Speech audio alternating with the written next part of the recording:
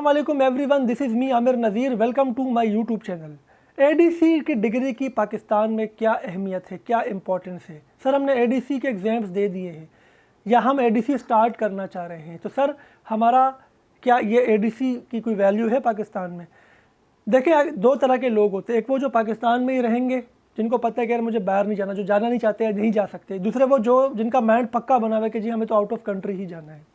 अगर हम पाकिस्तान में रहें, उन लोगों की बात करें जो पाकिस्तान में ही अपने जॉब के लिए कोशिश करेंगे, एडीसी की पाकिस्तान में इम्पोर्टेंस जो है ना वो मालूम करना चाह रहे हैं, तो मैं आपको ये बता दूं कि एडीसी करने के बाद आपको ADC associate degree in commerce की डिग्री तो मिल जाएगी, बट आप प्रॉपर ग्रेजुएट नहीं कहलाओगे।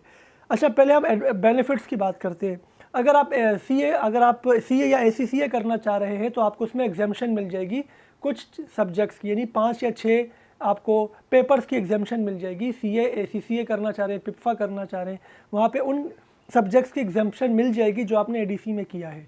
ये पहला बेनिफिट। दूसरा बेनिफिट, वो तमाम सरकारी नौकरियाँ, गवर्नमेंट जॉब जहाँ पर बीकॉम रिक्वायर्ड है, वहाँ पर एडीसी वाले भी अप्लाई कर सकते हैं, क्योंकि बीकॉम भी 14 ईयर्स ऑफ एजुकेशन थी जो अब ख़त्म हो चुकी है, और एडीसी भी 14 ईयर्स ऑफ एजुकेशन है।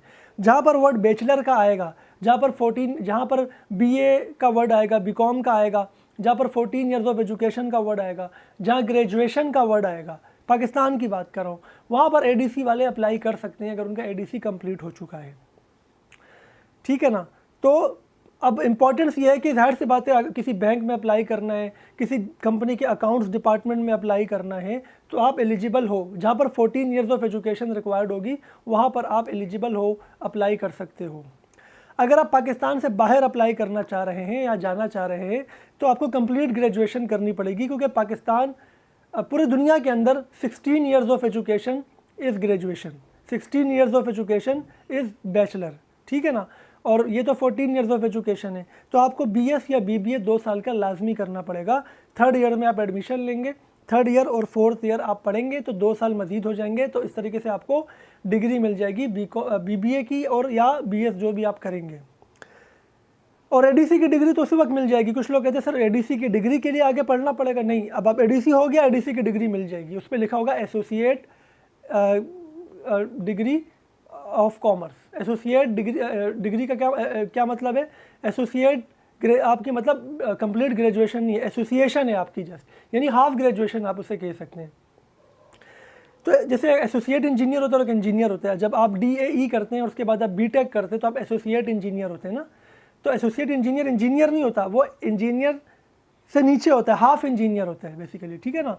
Similarly associate degree in commerce का मतलब है कि हाफ बैचलर है। पाकिस्तान में जहाँ 14 ईयर्स ऑफ एजुकेशन की रिक्वायरमेंट होगी, दोबारा बता रहा हूँ, उसमें अप्लाई कर सकते हैं।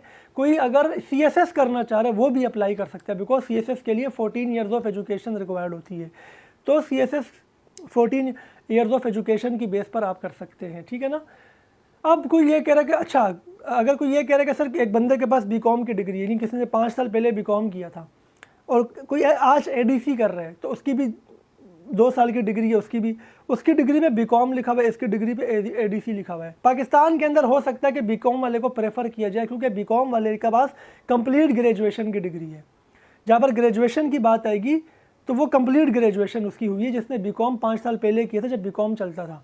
जो आज एडीसी कर रहा है उसके पास कंप्लीट ग्रेजुएशन की डिग्री नहीं होगी। लेकिन जब हम बाहर मुल्क जाएंगे ना, जब हम फॉरेन कंट्रीज़ जाएंगे, तो दोनों बंदे इक्वल हो गए। हम दोनों के पास क्या है? 14 ईयर्स ऑफ एजुकेशन है। भले एक के पास बीकॉम, एक के पास एडीसी है। पाकिस्तान में हो बीकॉम वाले को प्रेफर किया जाएगा, लेकिन पाकिस्तान से बाहर प्रेफर नहीं किया जाएगा। लेकिन मैं फिर ये बता दूं कि मास्टर्स में इनरोल्ड होने के लिए, यानी एमएस या एमबीए करने के लिए, बीकॉम वाले को भी 2 साल का बीबीए या बीएस करना पड़ेगा। क्यों? क्योंकि एमबीए 2 साल का होगा और उस बंदे के लिए एडमिशन उसको मिलेगा एडमिशन जो कि 16 ईयर्स ऑफ एजुकेशन कर चुका होगा, चाहे वो एडीसी करके बीबीए करे या बीकॉम करके बीबीए करे। ठीक है ना? तो ये एक कन्फ्यूजन थी जो काफ़ी स्टूडेंट्स मुझसे पूछते हैं। कुछ लोग ये भी कहते हैं कि मेरी 10 साल पहले की रजिस्ट्रेशन थी तो बीकॉम की, तो मैंने बीच में पेपर्स दिए फिर छोड़ दिया, अब मैं क्या करूँ?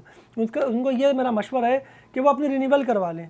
वो कराची यूनिवर्सिटी के एग्जामिनेशन डिपार्टमेंट में जाएँ और वहाँ पर अपनी जो उनकी इनरोलमेंट हुई थी वो रिन्यू करवा लें। ठीक है ना? उसकी कोई पेनल्टी होती है, वो आपको पे करनी होती है, उसके बाद आप एलिजिबल हो जाएंगे। फिर जब बीकॉम के एग्ज़ाम्स होंगे आप उसमें अपीयर हो सकते हैं। अगर वो एडीसी करना चाह रहा है तो फिर वो डायरेक्ट एडीसी में अप्लाई कर सकता है, क्योंकि उसकी रजिस्ट्रेशन सस्पेंड हो गई ना, 5 साल की तक होती है। 5 साल के बाद आपकी जो इनरोलमेंट होती है वो सस्पेंड हो जाती है, आपको रिन्यूअल करवानी पड़ती है। अगर आप रिन्यूअल नहीं करवाएंगे तो फिर आप किसी और प्रोग्राम में एडमिशन ले सकते हैं। आप डायरेक्ट बीबीए में फर्स्ट ईयर में एडमिशन ले सकते हो, क्योंकि आपकी तो एडीसी या बीकॉम कंप्लीट नहीं है ना, तो फिर आपको फर्स्ट ईयर में एडमिशन मिलेगा। थर्ड ईयर में एडमिशन लेने के लिए कंप्लीट होनी चाहिए आपकी डिग्री। तो ये एडीसी की इम्पोर्टेंस थी पाकिस्तान के अंदर और पाकिस्तान से बाहर। सिमिलरली एडीए वाले और एडीएस वाले भी इसी तरीके से वो उनको करना पड़ेगा कि मतलब उनकी भी यही सेम एक्सप्लेनेशन है उनके लिए भी कि उनको अगर मास्टर्स करना है तो पहले उनको 2 साल का बीएस करना पड़ेगा अपनी रेलेवेंट फील्ड में। जैसे बायोलॉजी में अगर प्री मेडिकल वाले हैं, बायो में, माइक्रोबायोलॉजी में या जूलॉजी में, बॉटनी में, जो भी उनके हैं रेलेवेंट फील्ड। और इंजीनियरिंग वाले जो हैं जो आर्ट्स वाले हैं उनको भी बीएस करना पड़ेगा। बीएस मुख्तलिफ जो आर्ट्स के सब्जेक्ट से किसी में भी वो अपने जो रेलेवेंट हैं वो कर सकते हैं। उसके बाद ही वो मास्टर्स में जा सकते हैं, एमएस कर सकते हैं। एमएस इस्लामियात, एमएस उर्दू, एमएस मुख्तलिफ कैटेगरीज, एमएस इंग्लिश है, उसमें वो कर सकते हैं, सोशोलॉजी है। तो उम्मीद है ये वीडियो आपको पसंद आई होगी, थोड़ा आपको आइडिया हो गया होगा अपनी डिग्री के हवाले से। तो जिनका भी इंटर हो चुका है और वो आगे एडीसी में एडमिशन लेना चाह रहे हैं, मेरा ये सजेशन है कि एडीसी करने के बजाय वो बीबीए या बीएस में एडमिशन लें, ताकि उनका 4 इयर्स का कंप्लीट प्रोग्राम एक होगा तो उनको टेंशन नहीं होगी भाई 4 साल तक मुझे यही करना है, क्योंकि एडीसी में पासिंग रेशो बहुत कम है, ठीक है ना।